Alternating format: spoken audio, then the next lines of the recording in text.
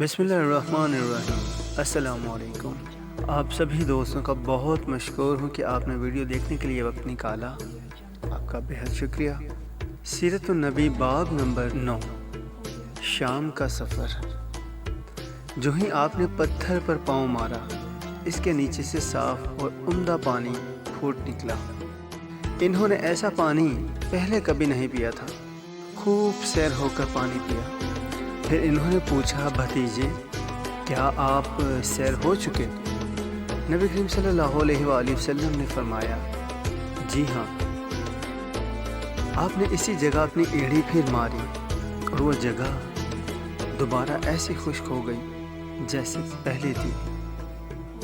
حضور نبی کریم صلی اللہ علیہ وآلہ وسلم چند سال اپنے دوسرے چچا زبیر بن عبد المطلب کے ساتھ بھی رہے تھے۔ اس زمانہ میں ایک مرتبہ حضور صلی اللہ علیہ وآلہ وسلم اپنے چچا کے ساتھ ایک قافلے میں یمن تشریف لے گئے۔ راستے میں ایک وادی سے گزر ہوا۔ اس وادی میں ایک سرکش اونٹ رہتا تھا۔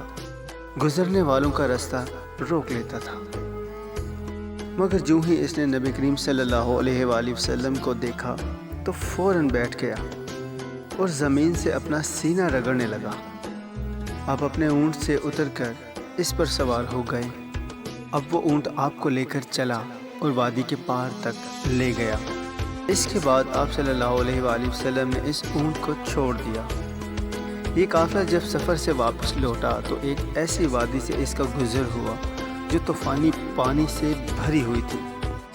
پانی موجیں مار رہا تھا۔ یہ دیکھ کر آپ نے قافلے والوں سے فرمایا، میرے پیچھے پیچھے آؤ۔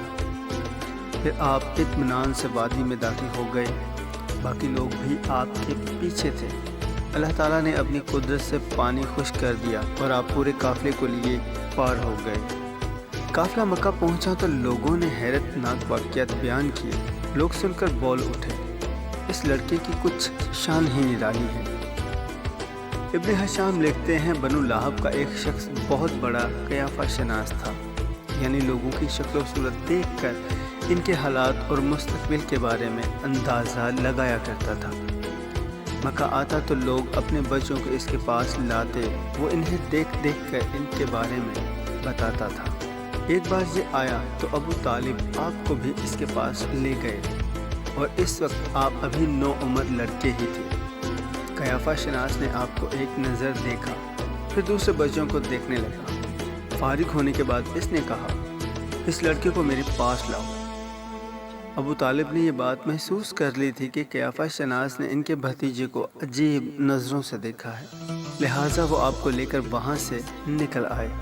جب قیافہ شناس کو معلوم ہوا کہ آپ وہاں موجود نہیں ہیں تو وہ چیخنے لگا، تمہارا برا ہو، اس لڑکے کو میرے پاس لاؤ جسے میں نے ابھی دیکھا ہے۔ اللہ کی قسم وہ بڑی شان والا ہے۔ ابو طالب نے نکلتے ہوئے اس کے یہ الفاظ سن لیے تھے۔ ابو طالب نے تجارت کی غرض سے شام جانے کا ارادہ کیا۔ نبی کریم صلی اللہ علیہ وآلہ وسلم نے بھی ساتھ جانے کا شوق ظاہر فرمایا۔ بعض روایات میں آیا ہے کہ آپ نے جانے کے لیے خاص طور پر فرمائش کی۔ ابو طالب نے آپ کا شوق دیکھ کر کہا، اللہ کی قسم میں اسے ساتھ ضرور لے جاؤں گا۔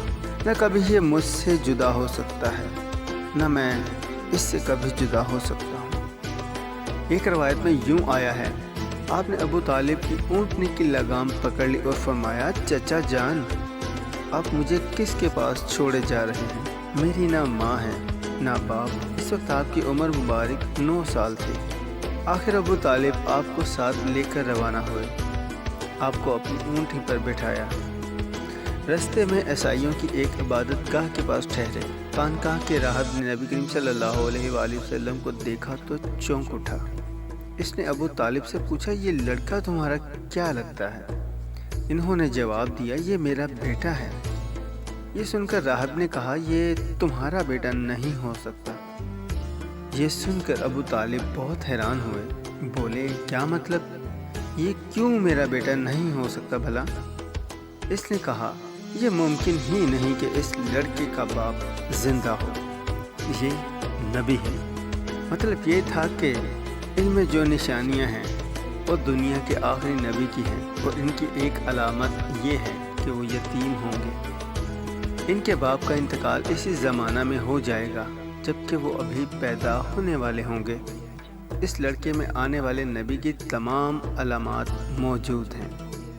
ان کی ایک نشانی یہ ہے کہ بچپن میں ان کی والدہ کا بھی انتقال ہو جائے گا۔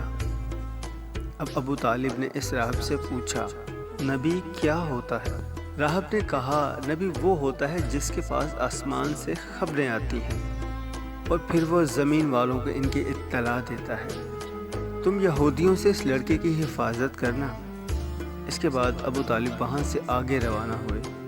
رستے میں ایک اور راہب کے پاس ٹھہرے۔ یہ بھی ایک خانقاہ کا عابد تھا۔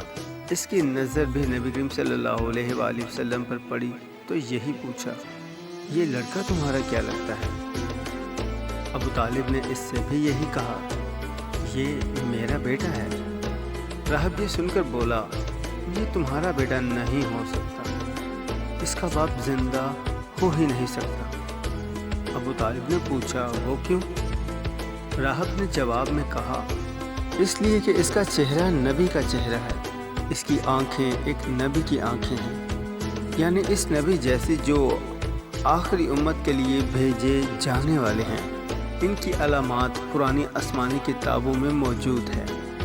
اس کے بعد یہ قافلہ روانہ ہو کر بصرہ پہنچا۔ یہاں بحیرہ نام کا ایک راہب اپنی خانقاہ میں رہتا تھا۔ اس کا اصل نام جرجیس تھا، بحیرہ اس کا لقب تھا۔ وہ بہت زبردست عالم تھا۔ حضرت عیسیٰ علیہ السلام کے زمانے سے اس خانقاہ کا راہب نسل در نسل یہ عالم فاضل خاندان ہی چلا رہا تھا۔ اس طرح اس زمانے میں ان کا سب سے بڑا عالم بحیرہ ہی تھا۔ قریش کے لوگ اکثر بحیرہ کے پاس سے گزرا کرتے تھے، مگر اس نے کبھی ان سے کوئی بات نہیں کی تھی۔ مگر اس بار اس نے قافلے میں آپ کو دیکھ لیا تو پورے قافلے کے لیے کھانا تیار کروایا۔ بحیرہ نے یہ منظر بھی دیکھا کہ نبی کریم صلی اللہ علیہ وآلہ وسلم پر ایک بدلی سایہ کیے ہوئے تھی۔ جب یہ قافلہ ایک درخت کے نیچے آ کر ٹھہرا تو اس نے بدلی کی طرف دیکھا۔ وہ اب اس درخت پر سایہ ڈال رہی تھی اور اس درخت کی شاخیں اس طرف جھک گئی تھیں جدھر نبی کریم صلی اللہ علیہ وآلہ وسلم موجود تھے۔ اس نے دیکھا بہت سی شاخوں نے آپ کے اوپر سایہ کر لیا ہے۔ اصل میں ہوا یہ تھا کہ جب نبی کریم صلی اللہ علیہ وآلہ وسلم اس درخت کے پاس پہنچے تو قافلے کے لوگ پہلے ہی سایہ دار جگہ پر قبضہ کر چکے تھے۔ اب آپ کے لیے کوئی سایہ دار جگہ نہیں بچی تھی، چنانچہ آپ جب دھوپ میں بیٹھے تو شاخوں نے اپنا رخ تبدیل کر لیا اور آپ کے اوپر جمع ہو گئیں۔ اس طرح آپ مکمل طور پر سائے میں ہو گئے۔ بحیرہ نے یہ منظر صاف دیکھا۔ آپ کی یہ نشانی دیکھ کر اس نے قافلے والوں کو پیغام بھیجوایا، اے قریشیو، میں نے آپ لوگوں کے لیے کھانا تیار کروایا ہے۔ میری خواہش ہے کہ آپ تمام لوگ کھانا کھانے آئیں، یعنی بچے، بوڑھے اور غلام سب آئیں۔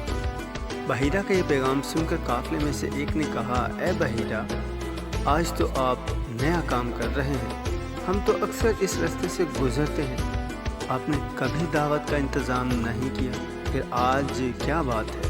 بحیرہ نے انہیں صرف اتنا جواب دیا، تم نے ٹھیک کہا، لیکن بس آپ لوگ مہمان ہیں اور مہمان کا اکرام کرنا بہت اچھی بات ہے۔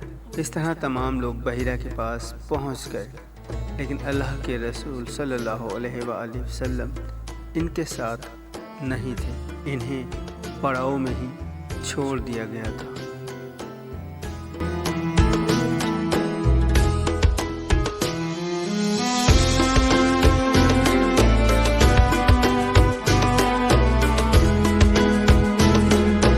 انشاءاللہ دوستو اگلے ویڈیو میں ہم باب نمبر 10 آپ کے سامنے پیش کریں گے۔